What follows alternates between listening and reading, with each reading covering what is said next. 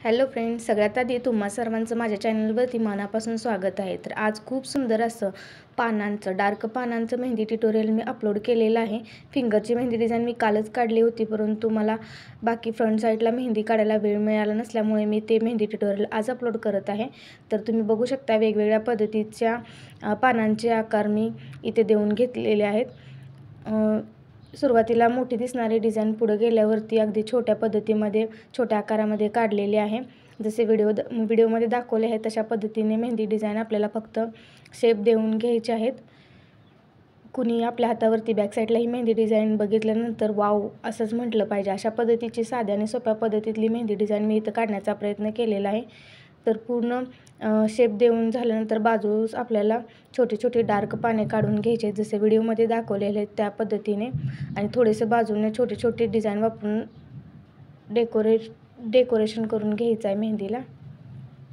बाजूच्या डिझाईननं मेहंदी अट्रॅक्टिव्ह दिसते।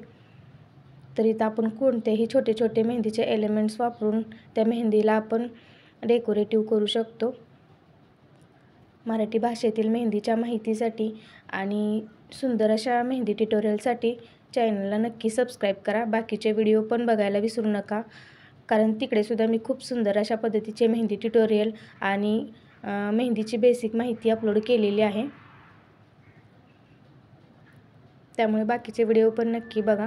आता हे आपण जे शेप देऊन घेतलेले आहे त्यासाठी हे आपल्याला पूर्ण डार्क करून घ्यायचे। डार्क करताना मध्ये मेहंदीसाठी कुठं गॅप नाही राहणार याची काळजी घ्या।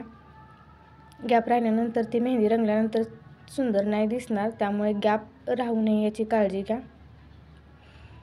या मेहंदी डिझाईनचं तुम्ही शेवट बघू शकता। खूपच सुंदर अशा पद्धतीचं मेहंदी ट्युटोरियल इथं तयार झालेलं आहे।